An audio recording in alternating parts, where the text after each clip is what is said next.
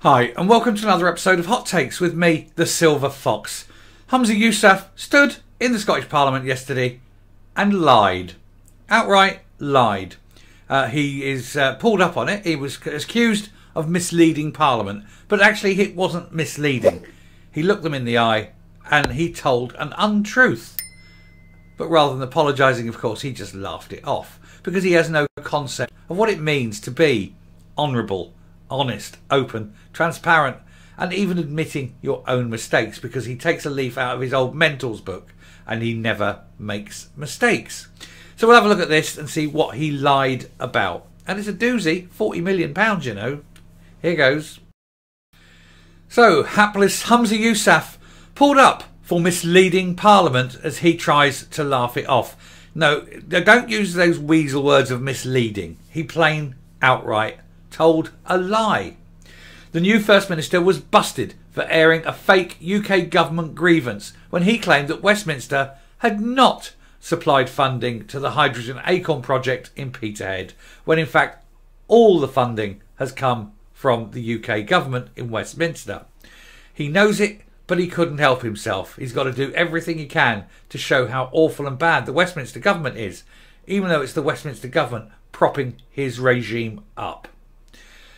Hapless Humza yousaf was pulled up at Holyrood on Thursday for misleading MSPs during one of his rants about the UK government, but he tried to laugh it off. The First Minister is becoming infamous for his gaffes and made another one when he tried to turn Douglas Ross's queries about the controversial low emission zones into bashing Westminster, because he's got to see everything through that lens of independence. And you couldn't talk about two farmers discussing something in a field without being, yes, but they'd have a better conversation if it wasn't for Westminster. That's where his mentality lies. He claimed that the UK government had not handed a single penny to the Acorn project, which is the hydrogen capture initiative based in Peterhead.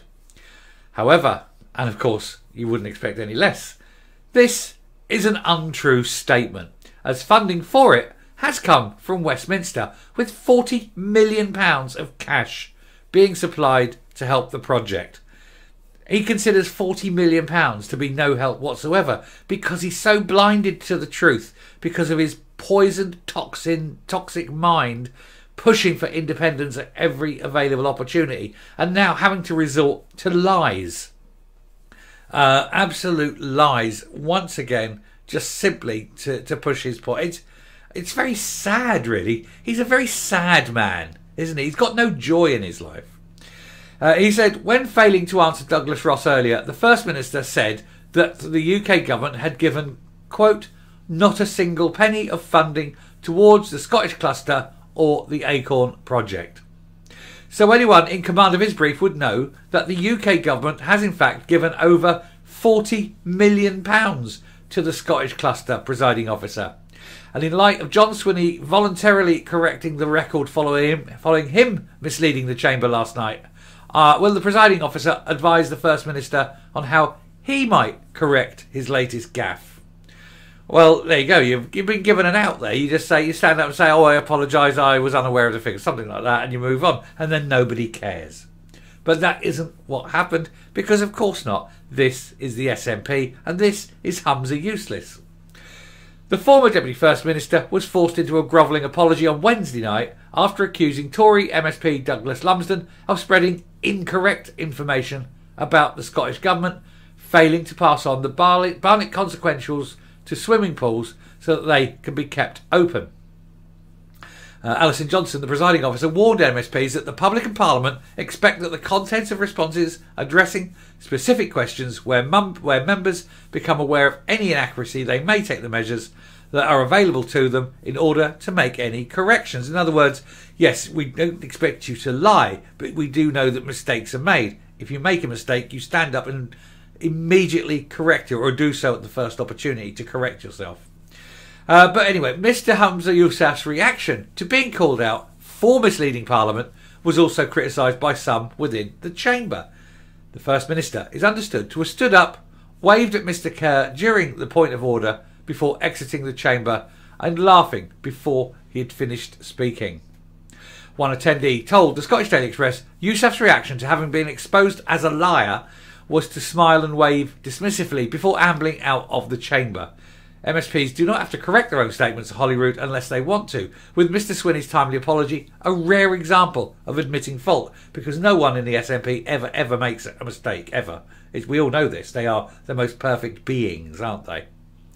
Mr Yousaf and Mr Ross clashed at First Minister's questions over the controversial low emission zone, which began in Glasgow on Thursday. Now here's the thing, next time Humza Yousaf walks into the chamber and says anything, all Douglas Ross has to do is stand up and say, "I'm sorry, Madam Speaker," or whatever. I find it with great difficulty in believing what the member is saying, given that on his past, the last time he was in this house, he told a barefaced lie. And then it should be, unconstitutional. Go, well, I do apologise. It wasn't barefaced.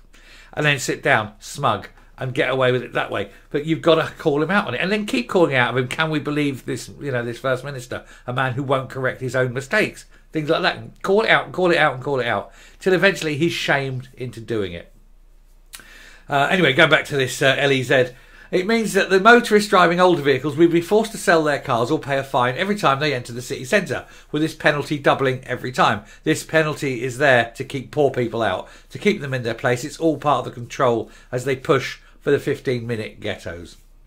The SNP leader welcomed the low emission zone, even though facts show it's not needed, and so therefore it has got nothing to do with clean air. Like I say, everything to do with control. He accused the Tories of only opposing it due to the Nationalists proposing it. He said every time, well, that's a bit rich coming from him. He opposes everything anyone else proposes because it's not their policy. He said every time this SNP government brings forward action to tackle the biggest threat our planet faces, the SNP, Douglas Ross and Conservatives oppose them time and time again. If he thinks global warming is the biggest threat to this planet, then man is clearly uneducated. The biggest problem right at the moment is demographics. They opposed the workplace, the parking levy, they opposed the DRS scheme, even though they had it in their manifesto. No, they don't oppose a DRS. They oppose your badly thought out, ill-advised, unworkable, probably fraudulent DRS. They're actually bringing in their own DRS, which has been worked out and has got impact statements, unlike yours. And when we look to invest and unleash the potential of green economy in the North East, he said, what do we get from the UK government? Complete and utter inaction, not a single penny of funding towards the Scottish cluster or the Acorn project. He lied. And that's when he was called out on the lie. And then, instead of making an apology and saying, I do apologise, I misled, yes, I made a mistake, I'd forgotten about that, and move on, it was, no, I'm walking out because I'm like 5. Well, he needs to be like I said, he needs to be called out on it every time he enters now, and just say, I'm sorry, I have a problem believing him. He didn't tell the truth last time. How do we know he's telling the truth this time? And then what you do is you look at him and this smile, wave, and walk out laughing, just to show him what it is. He is such a prick. Anyway, I'm coming up. So there we are, another example of how useless is. He cannot even answer questions. He doesn't know the answer to the questions. He's having a discussion about renewable energy and low emissions and things like that, and he doesn't have the facts to his fingertips because he's just such a moron. And worse than that, he's now, as proven, he's a lying moron. Lying Humza Yousaf. That's all he is now. He just lies. And he gets away with it because he doesn't feel it's even necessary to correct his lies when he gets caught out on them. And it's the SNP way, and I said it before. You lie, you lie, you lie again. And when you're caught out in your lies, you tell a lie to cover it. It's the SNP way. Can't believe a word they say, can you? Anyway, I shall round up there. Thank you very much for watching. If you like what you've seen here on this channel, please hit that subscribe button, ring the bell, leave a like, leave a comment, please share the video. And until next time, stay safe, stay well, always tell the truth, and goodbye.